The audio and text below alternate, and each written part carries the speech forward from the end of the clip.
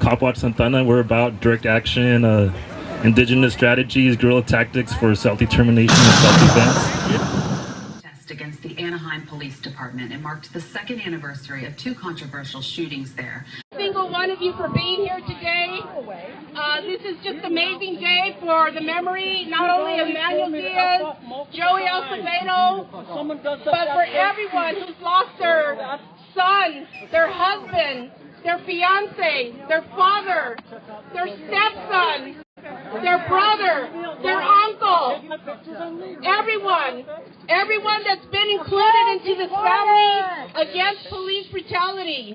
So basically, I want to talk about the day, 2 years ago today, that my son was executed on Anna Drive. He wasn't committing a crime.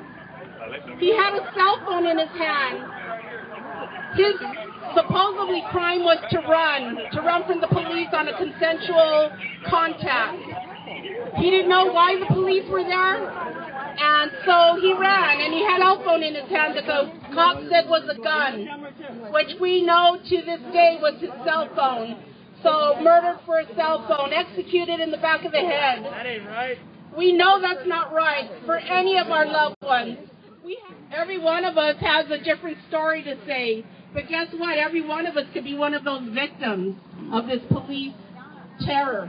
The Young Survivors Legacy Support Network was formed as a nonprofit group to help the children left behind when the fathers are murdered. And we're hoping this group continues to grow, get stronger as time goes by, and we need all your support to make that happen.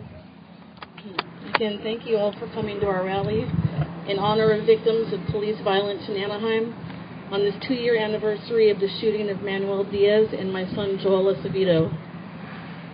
What has changed since we spoke last year? Not much, not enough. We wanted a citizens review board of the police department, one with teeth, subpoena power, and they tried to pass off Janaco's compromised Office of Independent Review as some sort of independent investigative authority, when it's not. We formed the Anaheim Community Coalition, which you can find on Facebook, with the specific mission of ensuring independent accountability of our police department. Another thing that happened since last year is that the families of the victims have sought justice and have not found it. Manuel Diaz's killer was found justified in shooting Manuel in the back even though he was unarmed. Executed. Even Kelly Thomas's killers were found innocent despite the videotapes of their brutal and senseless act. So it's understandable that my own son's case is considered difficult or impossible, given that Officer Kelly Phillips, my son's killer who also helped kill Cesar Cruz, claims that my son was armed and shooting at him.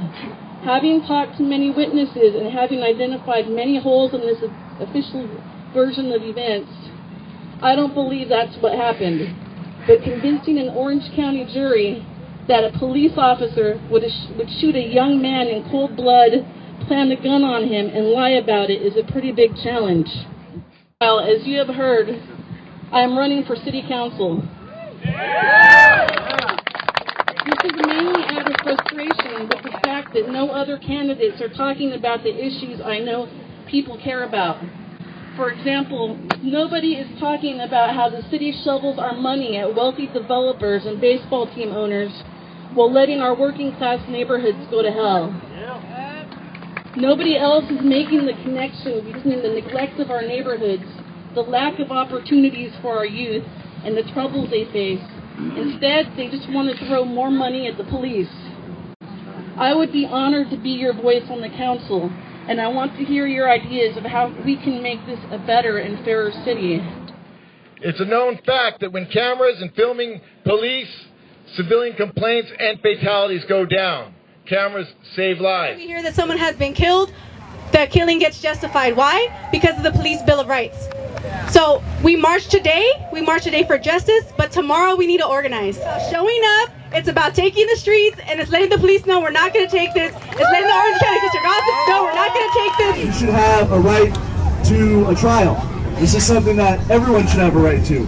And I think that's a very important point that we need to make here today, that even if someone's committed a crime, even if they're the most hardened gang member, and they want to use that to demonize people, what we need are jobs, housing, and healthcare. We do not need police terror, police executions. We do not need hundreds of cops patrolling the streets so that every time you look around, every other minute, another patrol car is passed by. 5,000 people in the last 10 years have been killed by police.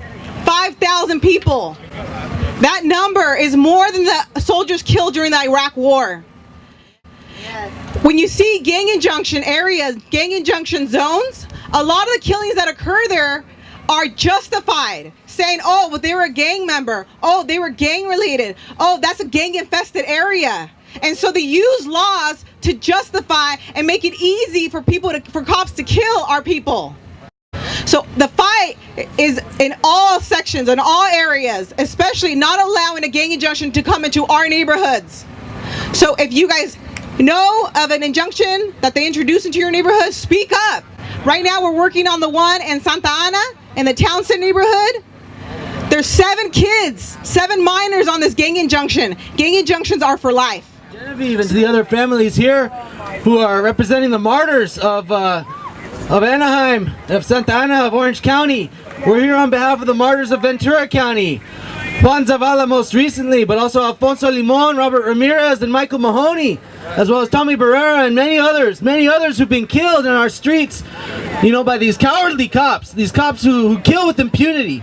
You know, just recently it was found that the killing of Alfonso Limon in broad daylight was justified, but murder can never be justified. Aggression against our community can never be justified. And what also can't be justified is us failing to resist.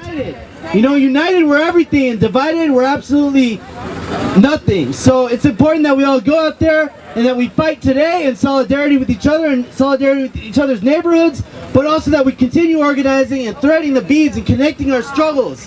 Whether it's immigration, whether it's police terror, whether it's cops in our schools, we have to unite these struggles and we have to push forward as one and straight up reject collaborationism. That's the worst part of these collaborationist groups in our community, these nonprofits who think that it's all about peace with the cops. This isn't a question of a misunderstanding, this problem with the police. No, it's police terror. It's people materially benefiting from having the police boot on our neck. You know, since I was little, I've known the cops ain't on our side. You know, they against us.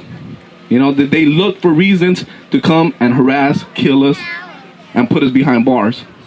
They're coming after me. No, I think they're just confused, blaming me for riots and violence on the news. Damn, my rhyme sparking questions. People want the truth. Deceivingly they lie and blame the ghetto youth, like we killing by the millions and bombing little kids. Money be the factor for carnage that exists. My gang, this country be a gang. What's the fucking difference? A paper with your name. When I declare war on these streets, It's a crime. when you declare war overseas, It's a sign. a sign of peace to come, a sign of hope for all, a sign of peace treaty and plaque it on the wall. So they label me a terrorist. I terrorize the street by trying to stop the ignorance, trying to bring some peace. But scandalous is evil, scandalous is wrong. Heavy on the streets, motherfuckers, now it's on.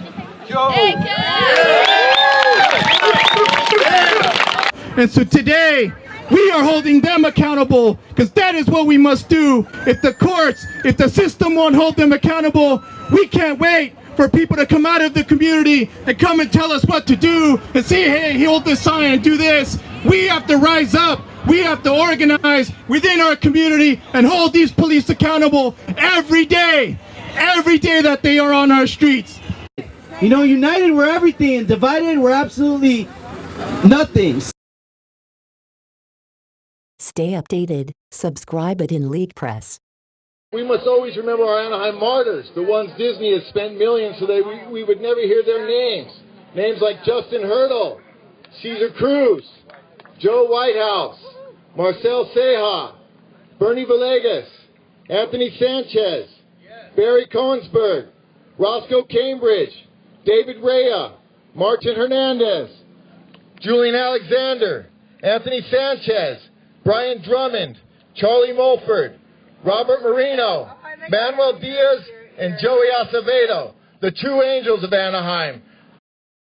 Protesters called for an end to the Police Bill of Rights. They say it protects officers from some of the actions they'll commit in the line of duty.